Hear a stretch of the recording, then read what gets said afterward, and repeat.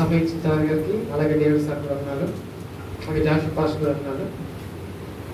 ఇప్పుడు వాక్య భాగంలో నుంచి యోనా 1వ అధ్యాయం 1వ వచనం. యెహోవా వాక్కు అమిత్తయ కుమారుడైన యోనాకు ప్రత్యక్షమై ఇలాగు సెలవిచ్చెను. నినెవెయ పట్టణస్థుల దోషము నా దృష్టికి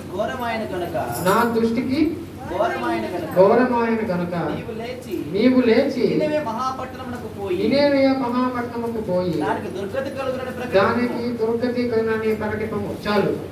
వాక్యం కొరకు చిన్న ప్రార్థన చేసుకున్నాం. మహాపరిశుద్ధుడైన మా ప్రియ పరలోక తండ్రి, మీ యొక్క బంగారు పాలనకు వెళ్ళాలి నా ప్రభా. ఇక ప్రభా, ఈ వాక్యం పట్ల నిలబడాలి ప్రభా. మాకేమీ తెలియదు ప్రభా. ఈ వాక్యం చెప్పడానికి ఎటువంటి అమూలు కాదు ప్రభా. నేను నోటి ద్వారా మాట్లాడి ఈ నామాన్ని మహిమాన కనుక వారిపై సహాయం దయచేయమని మా యేసుక్రీస్తు వారికి శ్రేష్టమైన నామంలో ప్రార్థన చేసుకుని అడిగి బద్దాడి వేడుకుంటున్నాం తండ్రి. ఆమేన్. ఇక్కడ యోనా గారి గురించి మనకు తెలుసు, కానీ కొంత భాగం క్లుప్తంగా చెప్పుకున్నాం. అలాగే ఇక్కడ యెహోవా అమిత్తయ కుమారుడైన యోనాకు ప్రత్యక్షమై ఇలాగ సెలవిచ్చాడట. నినెవెయ పట్టణముల దోషము నా దృష్టికి ఘోరమైన గనుక నీవు లేచి నినెవెయ మహాపట్నముకు పోయి దానికి దుర్గతి కలుగునని ప్రకటింపము అని ఇక్కడ దేవుడు యోనాకి ప్రత్యక్షమై చెప్పాడు అన్నమాట. అయినా ఇక్కడ యోనా గారు అక్కడికి వెళ్ళాడా? వెళ్ళాడు. ఎక్కడికి వెళ్ళిపోయాడు? ఇక్కడైనా తర్షీషుకి ఏం చేశాడు? పారిపోవాలని వెళ్ళిపోయాడు. ఎక్కడ దేని వెళ్ళాడు? ఓడలో తర్షీషుకి వెళ్ళిపోవాలని పారిపోయాడు. ఇక్కడ ఆయన మొదటగా ఆయన నినెవెయ పట్టణంకి ఎందుకు పోలేదంటే అక్కడ దుర్మార్గులు దొంగలు వాళ్ళు చెడిపోయి ఆత్మాధిక చెడుతో అక్కడ నినెవెయ పట్టణం ఏమైపోయింది, అక్కడ చెడిపోయింది. అందుకని దేవుడు నా దృష్టికి దుర్గతి అది నినెవెయ పట్టణం దుర్గతి కలిగి ఉందని ఇక్కడ ఆయన ప్రత్యక్షమని చెప్పాడు. అందుకని ఇక్కడ ఆ నినెవెయ పట్టణంకు పోకుండా తర్షీషుకి పారిపోయాడు. ఇక్కడ తర్షీషుకి పారిపోయేటప్పుడు అక్కడ ఆ యొక్క తర్షీషు ఓడలో ఎక్కినప్పుడు కొంత సమయం తర్వాత దేవుడు ఆ యొక్క సముద్రంలో ఆ ఓడ ప్రయాణిస్తూ ఉండగా ఆ యొక్క ఓడ చుట్టూ కూడా ఆ సముద్రం అల్లకల్లంగా మారిపోయి పెద్ద తుఫాను వాళ్ళ మీదకి వచ్చేసి గాలి సముద్రం భయంకరంగా మారిపోయినప్పుడు అక్కడ యోనా గారు ఆ యొక్క పడవలో కింద కూర్చొని నిద్రపోతా ఉన్నాడు. నిద్రపోయినప్పుడు ఆ యొక్క నవ నాయకులు నవలో ఉండే వాళ్ళంతా కూడా చాలా భయపడిపోయి చాలా భయంకరమైన స్థితిలో వాళ్ళు ఉన్నప్పుడు కిందకు చూసినప్పుడు ఆయన ఏం చేస్తా ఉన్నాడు? ఆడ యోనా గారు గాఢ నిద్రలో నిద్రపోతా ఉన్నాడు. అప్పుడు అక్కడ వాళ్ళు వచ్చి ఆయన అంటాడు, ఇక్కడ ఓయి నిద్రపోతా నీకేం వచ్చినది? నీవు లేచి నీ దేవునికి ప్రార్థించుము. ఆయన చావకుండా ఆ దేవుడు మన యందు కనుకరించినేమో అనేను. చాలు. ఇక్కడ వాళ్ళు ఏమన్నారు? అక్కడ ఓయి నిద్రపోతా, లేవు, నీ దేవుడికి ప్రార్థించు, యొక్క ప్రమాదం మన మీదకి రాకుండా ఈ దేవుడిని తప్పిస్తాడేమో అని ఇక్కడ వాళ్ళు ఏం చేస్తున్నారు? భయపడిపోతా ఉన్నారు, ఆందోళనలో ఉన్నారు. ఎందుకంటే ఆ యొక్క సముద్రం వాడికి ఏమొచ్చేసింది? గాలి సముద్రము అల్లకల్లంగా మారిపోయింది. అక్కడ వాళ్ళు ప్రాణాలు కోల్పోయిన స్థితిలో ఉన్నారు. అప్పుడు ఈయన ఏం చేస్తాడు? కింద కొనుక్కొని గాలి నిద్రలో నిద్రపోతా ఉన్నప్పుడు వాళ్ళందరూ వచ్చి ఓయి నిద్రపోతా, లేచి నీ దేవుడికి ప్రార్థించు అన్నప్పుడు ఆయన లేచి అక్కడ వచ్చిన మనం చూస్తాడు. అలాగే 10వ వచనం, తాను యెహోవా సన్నిధి నుంచి పారిపోవచ్చున్నట్లు అతడు ఆ మనుషులకు తెలియజేసి ఉండెను గనుక వారు ఆ సంగతి తెలుసుకొని మరింత భయపడి నీవు చేసిన పని ఏమని అతను అడిగారు. అప్పుడు వారు సముద్రము పొంగుచున్నది, తుఫాను అధికమవుచున్నది, సముద్రము మా మీదకి రాకుండా నిమ్మలించినట్లు మేము నీకు ఏమి చేయవలని అతను అడగగా యోనా నన్ను బట్టి గొప్ప తుఫాను మీ మీదకి వచ్చినని నాకు తెలిసి ఉన్నది, నన్ను ఎత్తి సముద్రంలో పడేయండి, అప్పుడు సముద్రం మీ మీదకి రాకుండా నిమ్మలించినది అప్పుడు వాళ్ళు చెప్పాను. ఇక్కడ ఎవరి వల్ల మా మీదకి తుఫాను వచ్చింది అని వాళ్ళకి చీటీలు వేసినప్పుడు ఆ యొక్క చీటీలు ఎవరి పేరు వస్తుంది? అక్కడ యోనా గారి పేరు వస్తుంది. ఆ యొక్క యోనా గారి పేరు వచ్చినప్పుడు ఏమనగా చెప్తా ఉన్నాడు, నేను యెహోవా సన్నిధి నుంచి ఏం చేశానంటే ఆయన పారిపోవాలని తర్షీషుకు పారిపోయాను కనుక యెహోవా నా మీద కోపగించాడు కనుక నన్ను ఎత్తి ఈ సముద్రంలో పడేయండి, అప్పుడు ఈ సముద్రం మీ మీదకి రాకుండా ఏం చేస్తుందంట నెమ్మదిస్తుంది అని వాళ్ళకి చెప్పాడు. అప్పుడు వాళ్ళు ఒక పారేసారా 14 వచ్చిన కాబట్టి వారు యెహోవా నీ చిత్త ప్రకారముగా నీవే దీన్ని చేసితివి ఈ మనుషుని బట్టి మమ్మల్ని లయము చేయకుందువు గాక నిర్దోషిని చంపుతున్న నేరము మా మీద మోపకుందువు గాక అని యెహోవాకు మనవి చేసుకొని యోనాను ఎత్తి సముద్రంలో పడవేశారు. పడవేయగానే సముద్రము పొంగకుండా ఆగెను. ఇది చూడగా ఆ మనుషులు యెహోవాకు మిగుల భయపడి ఆయనకు బలి అర్పించి మొక్కుబలి చేసిరి. గొప్ప మత్స్యము ఒకటి యోనాను మింగవలనని యెహోవా నియమించి ఉండగా యోనా 3 దినములు ఆ మత్స్యము యొక్క కడుపులో ఉండని చాలు. ఇక్కడ వాళ్ళు ఎత్తి ఆ యోనా గారిని ఎక్కడ పడేశారంట సముద్రంలో పడవేసినప్పుడు వాళ్ళ మీదకి ఆ యొక్క సముద్రం రాకుండా ఆగిపోయింది. ఇలాగే వాళ్ళు ఏమని ప్రార్థన చేస్తున్నారు, కాబట్టి వారు యెహోవా చిత్త ప్రకారం నీవే దీన్ని చేస్తావు అనుకుని ఈ మనుషుని బట్టి మమ్మల్ని లైవ్ చేయకుండా నిర్దోషి చంపిన నేరం మా మీద మోపకుందో కాకని యెహోవా మనవి చేసుకుని ఆయన ఎత్తి ఎక్కడ వేశారు సముద్రం వేసినప్పుడు అక్కడ యెహోవా తండ్రి అయిన అప్పుడు ఆ యొక్క మత్స్యము ఆజ్ఞయించాడు. ఏమని ఆజ్ఞయించాడు, ఆ మత్స్యము యోనా గారిని మింగేవాళ్ళని ఆజ్ఞయించాడు. ఇచ్చినప్పుడు ఆ యొక్క మత్స్యము యోనా గారిని మింగివేసి ఆయన ఎన్ని దినములో ఉన్నాడు 3 దినములు అని ఎక్కడ ఉన్నాడు ఆ యొక్క మత్స్యము గడుపులో ఉన్నాడు. ఆయన యెహోవా ఆయనకు ప్రత్యక్షం ఏం చెప్పాడు, నీవే పట్టణము నా దృష్టికి దుర్గతి కలిగింది, నీవు వెళ్ళి అక్కడికి పక్కసిపోయినప్పుడు ఆయన వెళ్ళకుండా అక్కడే పారిపోవాలని చేశాడు, తర్షీషుకు పారిపోవాలని చేశాడు. ఎందుకని తర్షీషుకు పారిపోవాలని చేశాడంటే అక్కడ దుర్మార్గులు ఆత్మహత్యక చెడుతో అక్కడ నినెవె పట్టణము చెడిపోయింది. అక్కడ జనాంగం ఎంతమంది ఉన్నారంటే 1,20,000 జనాంగం ఉన్నారు. ఎంతమంది జనాంగం ఉన్నారు అంటే 1,20,000 గొప్ప జనాంగం. 100 మంది 200 మంది కాదు, 1,20,000 మంది జనాంగం ఉన్నారు. అందుకని యెహోవా అక్కడికి వెళ్ళి ప్రకటింపమని ఆయన ఎక్కడ పారిపోయాడు, తర్షీషుకు పారిపోయాడు. అప్పుడు ఇక్కడ 3వ అధ్యాయం 1వ వచనం, అంతటా యెహోవా వాక్కు రెండవ వారు యోనాకు ప్రత్యక్షమై యోనాకు ప్రత్యక్షమై సెలవిచ్చినదేమనగా నీవు లేచి మహాపురమునకు పోయి నేను నీకు తెలియజేయ సమాచారం దానికి ప్రకటన చేయము. ఇక్కడ 2వ అధ్యాయం నుంచి మనం 10వ వచనం చూసినట్లయితే ఇక్కడ యోనా గారు ఆ యొక్క మత్స్యము కడుపుల నుంచి ప్రార్థన చేసిన మనం చూస్తూ ఉంటాం. 2వ అధ్యాయం 1 నుంచి 10 దాకా మనం చదివితే అక్కడ యోనా గారు దేవునికి ప్రార్థన చేసినట్టుగా మనం చూస్తాం. అక్కడ 2వ అధ్యాయం 8వ వచనం ఒకసారి చదవండి. అసత్యమైన వ్యర్థ దేవతల యందు లక్ష్యముంచు వారు తమ కృప ఆధారమును విసర్జించుదురు. కృతజ్ఞతలు చెల్లించి నేను నీకు బలులు అర్పింతును, నేను మొక్కుకొనిన మొక్కుబలులను చెల్లింపక మానను. యెహోవా యొద్దనే రక్షణ దొరుకుని ప్రార్థించాడు. అక్కడ ఏం ప్రార్థన చేస్తున్నాడు, యెహోవా వల్ల నాకు రక్షణ దొరుకును, నేను నీకు బలులు అర్పిస్తాను అని ఇక్కడ యెహోవాకి ప్రార్థన చేస్తున్నాడు, ప్రార్థన చేస్తున్నాడు. 2వ అధ్యాయం నుంచి 10వ వచనం వస్తున్నట్లే అయితే ఇక్కడ యోనా గారి ప్రార్థన మనం చూస్తున్నాడు. ఈ ప్రార్థన మీరు ఇంటికి వెళ్ళి చదువుకోండి, ఇప్పుడు దర్శన సమయం మాకు లేదు కనుక. అప్పుడు యెహోవా మళ్ళీ 2వ మారానికి ప్రత్యక్షం ఏం చెప్తాను 3వ అధ్యాయంలో 1వ వచనంలో, నీవు లేచి నినెవె పట్టణ మహాపురమునకు పోయి నీకు తెలియజేయ సమాచారమును దాన్ని ప్రకటన చేయుము. కాబట్టి యోనా లేచి యెహోవా సెలవిచ్చిన ఆజ్ఞ ప్రకారము నినెవె పట్టణమునకు పోయెను.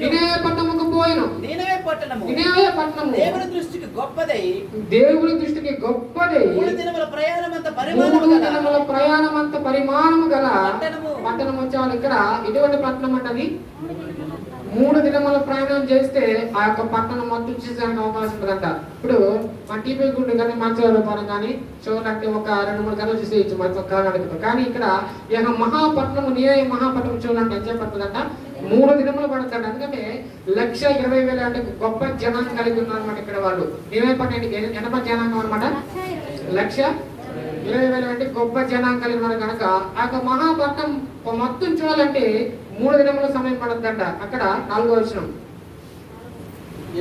యోనా ఆ పట్టణములో ఒక దిన ప్రయాణమంత దూరము సంచరించుచు ఇక 40 దినములకు నినెవె పట్టణము నాశనమగునని ప్రకటన చేయగా నినెవె పట్టణ వారు దేవుని యందు విశ్వాసముంచి ఉపవాస దినము చాటించి గనులేమి అడ్పులేమి అందరూ గోనె పట్ట కట్టుకుని ఆ సంగతి నినెవె రాజునికి వినబడినప్పుడు అతడును తన సింహాసనమును మీద నుండి దిగి తన రాజ వస్త్రములను తీసివేసి గోనె పట్ట కట్టుకుని ఊటిలో కూర్చుండెను. మరియు రాజైన తాను ఆయన మంత్రులను ఆజ్ఞ ఇయ్యగా ఒకవేళ దేవుడు మనసు తిప్పుకొని పశ్చాత్తాపుడై మనమును లయము కాకుండా తన కోపాగ్ని చల్లార్చుకున్న కనుక మనుషులు ఏది పుచ్చుకొనకూడదు. పశువులు గాని ఎద్దులు గాని గొర్రెలు గాని మేత మేయకూడదు, నీళ్లు కూడా తాగకూడదు. చాలు. ఇక్కడ నినే మహాపట్నంలో ఉన్న ఒక రాజు ఏం నియమించండి, అక్కడ ఉపవాస దినము చాటించి గనులేమి అడ్పులేమి అందరూ గోనె పట్ట కట్టుకుని ఆ సంగతి నినెవె రాజుకు వినబడినప్పుడు అది సింహాసనం నుండి దిగి తన రాజవస్త్రము తీసివేసి గోనె పట్ట కట్టుకొని బూడిదలో కూర్చున్నాడంట. గోనె పట్ట కట్టుకుని కూర్చున్నాడు ఆయన బూడిదలో కూర్చొని, మరియు రాజైన తాను ఆయన మంత్రులు ఆజ్ఞేయగా ఒకవేళ దేవుడు మన జనాంగమును నినెవె పట్టణం నాశనం చేయకుండా ఉంటాడేమో అని వాళ్ళందరూ ఏం చేయడం ప్రారంభించారు, అక్కడ ఉపవాసం చేయడం ప్రారంభించాడు.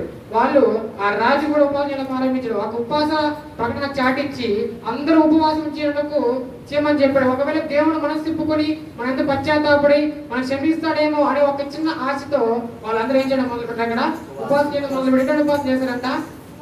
చదవండి 8వ వచనంలో.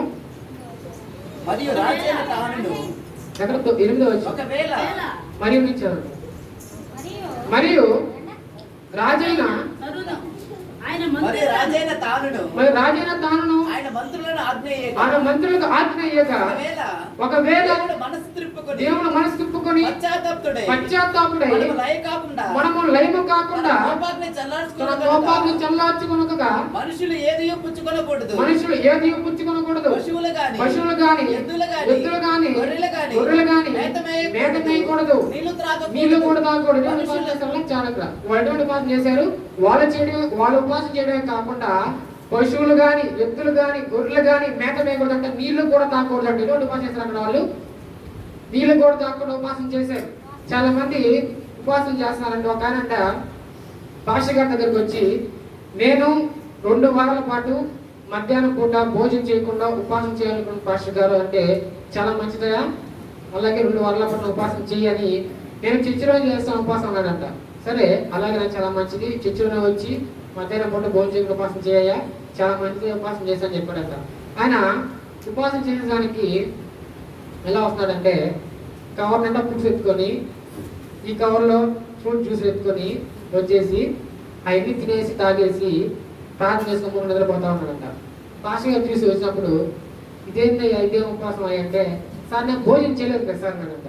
ఏం చెప్పాడంట, సార్ నేను భోజనం చేయలేదు అన్నాడంట. కానీ ఆయన ఏం చేస్తున్నాడు, కవర్లో ఫ్రూట్స్ తిన్నాడు, ఈ కవర్లో జ్యూస్ మొత్తం తాగేసి. ఏంటంటే ఇప్పుడు ఈ దినంలో ఇటువంటి ఉపవాసం చేస్తా ఉన్నారు. ఉపవాసం అంటే ఇక్కడ వాళ్ళు ఎటువంటి ఉపవాసం చేస్తారు, వాళ్ళు ఉపవాసం చేయడమే కాకుండా అక్కడ పశువులు ఉపవాసం చేపిస్తున్నారంట, గొర్రెలు కూడా జాతి కూడా వాళ్ళు చేస్తున్నారంట, ఉపవాసం చేయిస్తున్నారు. ఇటువంటి ఉపవాసం మనం చేస్తున్నామా? దేవుడు మన పట్ల పశ్చాత్తాపడేటువంటి ఉపవాసం మనం చేయాలి. ఎటువంటి ఉపవాసం చేయాలంట, దేవుడు మన పట్ల పశ్చాత్తాపడేటువంటి ఉపవాసం మనం చేయాల. ఇక్కడ వాళ్ళు ఉపవాసం చేయడమే కాకుండా పశువులు మూగ జంతువులతో కూడా వాళ్ళు చేపిస్తున్నారు, అక్కడ ఉపవాసం చేపిస్తున్నారు.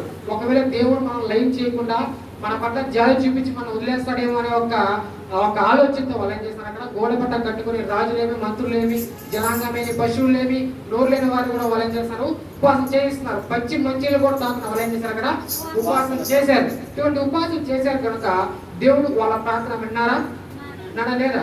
9వ విషయం, మనుషులందరూ దుర్మార్గములను విడిచి తాము చేయు బలాత్కారమును మానివేయవలెను. మనుషులేమి, పశువులేమి సమస్తమును గోనె పట్ట కట్టుకొనవలెను.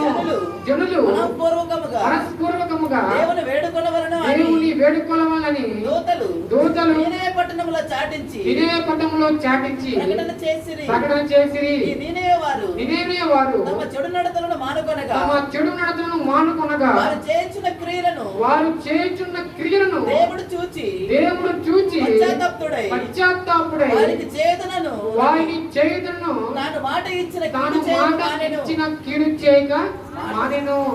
ఎందుకు ఆయన కీడు చేయకుండా మాయారంట?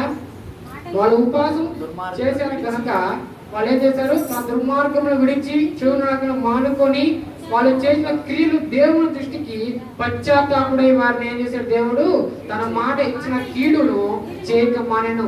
ఇటువంటి ఉపాసన చేశారు వాళ్ళు అక్కడ. దేవుడు పశ్చాత్తాపడైన ఉపాసన చేశారు. వాళ్ళు ఉపాసన చేయకుండా కాకుండా రాజులు చేశారు, మంత్రులు చేశారు, జనాలు చేశారు. ఇంకోటి వచ్చి పశువులు, మోగ జంతువులు కూడా వాళ్ళు ఏం చేయించారంట, ఉపాసన చేపించారంట. ఆ ఉపాసన చొప్పున దేవుడు వాళ్ళు ఏం చేశారు, వాళ్ళ లయము కాకుండా వాళ్ళని కీడు చేయక మానెను.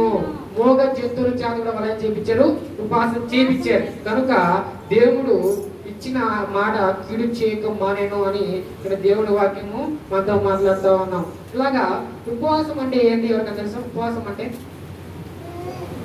అంటే తెలీదా?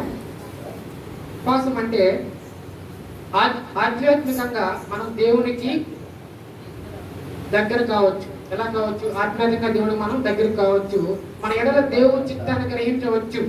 మన పాపము జ్ఞాపకం చేసుకుని పశ్చాత్తాపంతో తండ్రికి క్షమాపణ వేడుకోవచ్చు. దేవునితో మరింత సన్నిహితాన్ని పెంచుకోవచ్చు. మన అవసరముల గురించి దేవునికి విన్నవించుకోవచ్చు.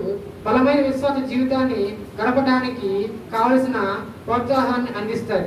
ఇక్కడ ఉపవాస ప్రార్థన అంటే చాలా పవర్ఫుల్ ప్రార్థన. ఎందుకంటే మనం ఎప్పుడైతే ఉపవాసంతో దేవుడికి ఎప్పుడు ప్రార్థన చేస్తామో దేవుడు మన జీవితంలో మన కష్టాలు కానీ నష్టాలు కానీ ఏదైనా కూడా ఉపవాస ప్రార్థన చాలా బలమైనది కనుక మన కష్టాలు ఏదైనా కూడా దేవుడు దాన్ని తీర్చడానికి సహాయపడతారు. అలాగే కొంతమంది ఉపవాస ప్రార్థన చేస్తా ఉంటారు. ఎలా చేస్తారంటే మన కొరకు, మన పిల్లల కొరకు, మన కుటుంబం కొరకు, మన కష్టాల కొరకు, నష్టాల కొరకు ప్రార్థన చేస్తూ ఉంటారు.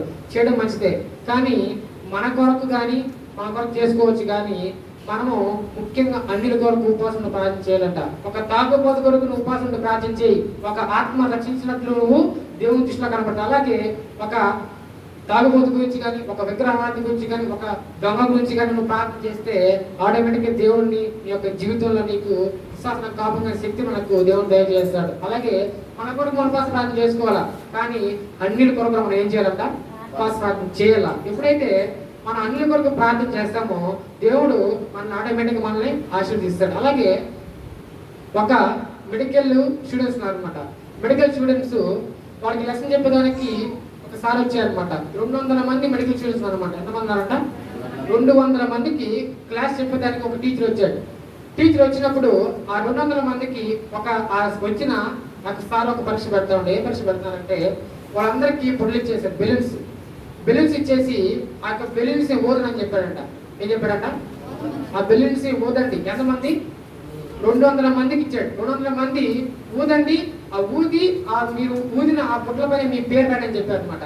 వాళ్ళు ఊది ఆ బుట్ట పైన పేరు రాసి ఎంత రాసిన బుట్టని కూడా ఆ పక్క రూమ్లో వదిలేసామని చెప్పారంట. ఎక్కడ వదిలేసామని చెప్పాడు? పక్క రూమ్లో 200 బుట్లు ఆ రూమ్ లో పెట్టేసి వాళ్ళ క్లాస్ రూమ్ లోకి వచ్చేసారు. వచ్చేసినప్పుడు ఒకసారి చెప్తా ఉన్నాడు, మీకు 5 నిమిషాలు టైం ఇస్తున్నాను, మీరు రాసి అక్కడ వదిలిపెట్టి వచ్చిన బుట్టలో మీ పేరు మీరు ఈ బుట్ట తీసుకుని ఈ రూమ్లోకి వచ్చేలా. ఏం చెప్పాడు? మీరు అక్కడ వదిలిపెట్టిన ఆ బుట్టలో మీ పేరు రాసి పెట్టి వదిలిపెట్టారు కదా, ఆ యొక్క బుట్టను తీసుకొని వచ్చి మీరు ఇక్కడ ఈ రూమ్లోకి వచ్చేయాలి. మీకు 5 నిమిషాలు టైం ఇస్తున్నాను, ఎవరెవరు ముందుకు వస్తారని చెప్పారంట. ఎవరు పాటికి వెళ్ళారంట? ఎక్కడ ఎదుక్కుంటా ఉన్నాడు, ఎగరేసుకుంటా ఉన్నారంట. 5 నిమిషాలు టైం అయిపోయిందంట. ఒక్క చేతిలో కూడా ఒక్క వాళ్ళ బుట్ట కూడా ఎవరికి బెలూన్ కూడా చిక్కలేదట. వాళ్ళు ఏమైపోయారు, అక్కడ ఫెయిల్ అయిపోయారు.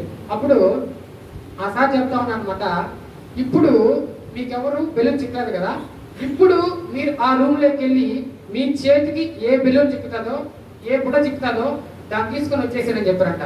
వాళ్ళ పేర్లు కాదు, ఎవరో ఒక పేరు చిక్కినాయి, తీసుకొని వచ్చేసారు. వచ్చేసినప్పుడు 5 నిమిషాల టైంలో మీకు మీ చేతిలో ఉన్న పేరును చదవండి. చదివినప్పుడు వాళ్ళు వచ్చి ఆ బెలూన్ చేసుకొని చెప్పారనమాట. అట్లా చదివినప్పుడు 5 నిమిషాల్లో ఎవరు బెలూను, ఎవరు రాసిన పేరు వాళ్ళ చేతికి వెళ్ళిపోయినాయి. ఫస్ట్ వాళ్ళు 5 నిమిషాల టైంలో వాళ్ళు తెచ్చారా, తేలేదు. ఎందుకంటే వాళ్ళ స్వార్థం కోసం పేరు, నా పేరు నాకే కావాలని వెతికినప్పుడు వాళ్ళకి ఏమీ దొరకలేదు. నాది కాదు, ఇది పక్కన వాళ్ళది ఇచ్చేద్దాం అని ఇచ్చేయడం మొదలుపెట్టినప్పుడు ఆటోమేటిక్గా వాళ్ళ పేరు, వాళ్ళ బెలూన్ వాళ్ళ దగ్గరికి వచ్చేసింది. ఇలాగా మనము ఎప్పుడైతే మన కొరకు చేసుకుంటామో చేసుకోవచ్చు మంచిదే, కానీ ఒక తాగుబోతు గురించి కానీ, ఒక తిరుగుబోతు గురించి కానీ, ఒక విగ్రహారాధన గురించి కానీ నువ్వు ఉపవాసం ప్రార్థన చేస్తే వాళ్ళ పుట్ట ఎలాగ వాళ్ళ దగ్గరికి వచ్చిందో అలాగే ఆశీర్వాదం వాళ్ళందరికీ నువ్వు చూపించిన ఉపవాస ప్రార్థన ఆశీర్వాదం మన దగ్గరికి వస్తుందని దేవుని వాక్యము మనతో మాట్లాడుతూ ఉంది. అలాగే మత్తయి సువార్త 6వ అధ్యాయం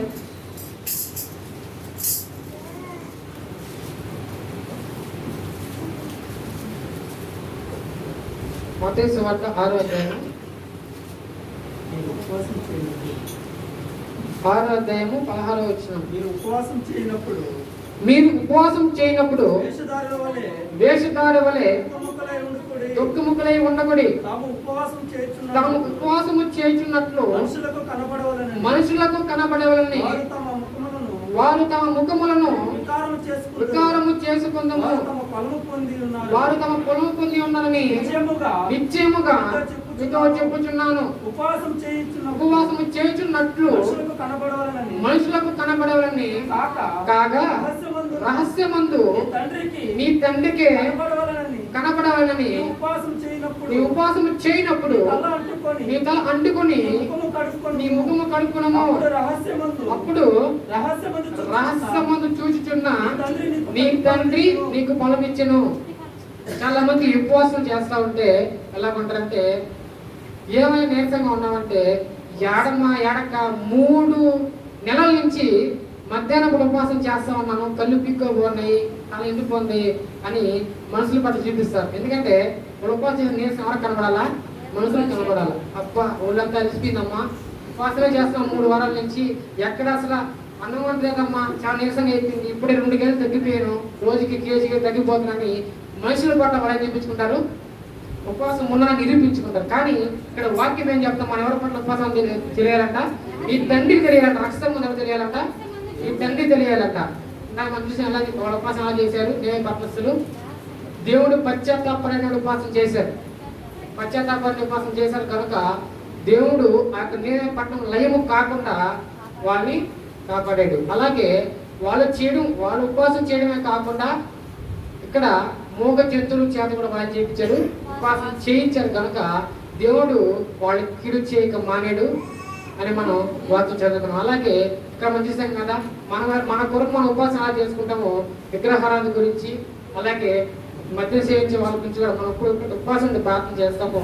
ఇక్కడ వాళ్ళకు బెలూను ఎలాగా వాళ్ళ దగ్గరికి ఆటోమేటిక్గా వచ్చిందో నీ విశ్వాసం చెప్పున నీకు కూడా ఆశీర్వాదము ఆటోమేటిక్ నీ దగ్గరికి వస్తుందని దేవుని వాక్యం అంతా మాట్లాడుతూ ఉంది. మనము మన కొరకే కాకుండా ఒక తాగుబోతు గురించి కానీ విగ్రహారాధన గురించి కానీ ఉపవాసం ప్రార్థన చేస్తే ఖచ్చితంగా ఒక ఆత్మ రక్షించిన గొప్ప ధర్మాన్ని సంపాదించుకోవచ్చని దేవుని వాక్యం అంతా మాట్లాడుతూ ఉంది. అందుకని ఇప్పుడు దేవుని మాటలు దీవించును గాక.